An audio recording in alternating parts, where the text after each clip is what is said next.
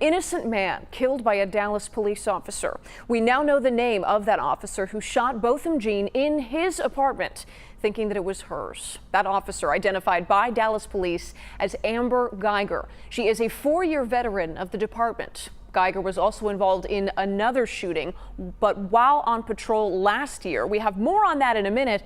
But tonight, Guyger is still not charged with a crime. 48 hours later, there are still a lot of questions. Jean's family is searching for those answers, all while trying to mourn. Our Tanya Iser is following this tonight. And Tanya, a lot of layers here. Well, there absolutely are. The family is grieving and they're feeling frustrated. They'd believed that an arrest was imminent, only to find out that a decision had been made to hold off. Not only that, rumors have been swirling on social media that these two knew each other, but we have confirmed that they did not know each other. But what we do know is that the confrontation between them left one of them dead and an officer on the other side of the law. It was hard not to feel the measure of a life well lived Saturday afternoon. Mourners filled the pews remembering 26-year-old Botham Jean. He loved people. I mean, he had a captivating smile. And trying to understand how the young accountant's life could be cut short late Thursday in a tragic encounter. Dallas police officer Amber Guyger mistook his apartment for hers. Police say she shot and killed him, leaving those that loved him with many questions and few answers. This is the worst call any mother can get. This is the worst pain any mother can feel. His mother, Allison Jean, arrived today from the family's native St. Lucia. I don't know what to say to her. I know she took my life away, like my very own life.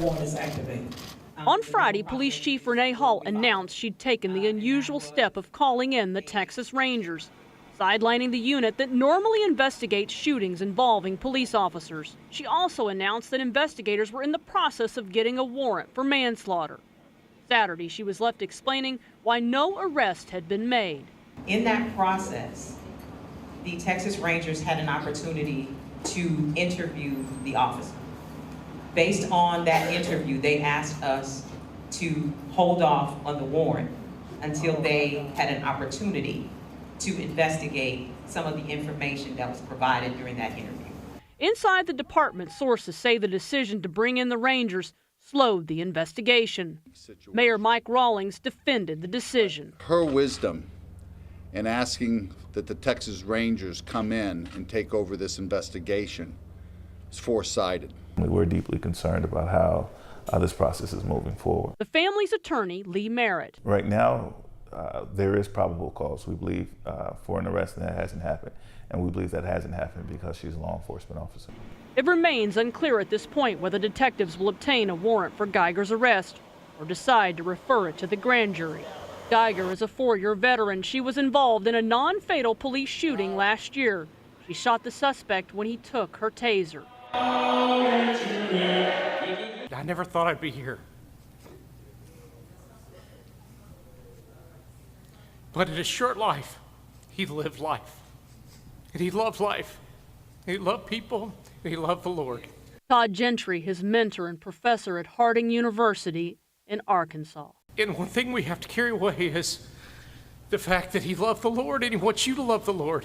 Botham's mother wants people to remember how he lived, not just how he died. Tanya Iser, Channel 8 News.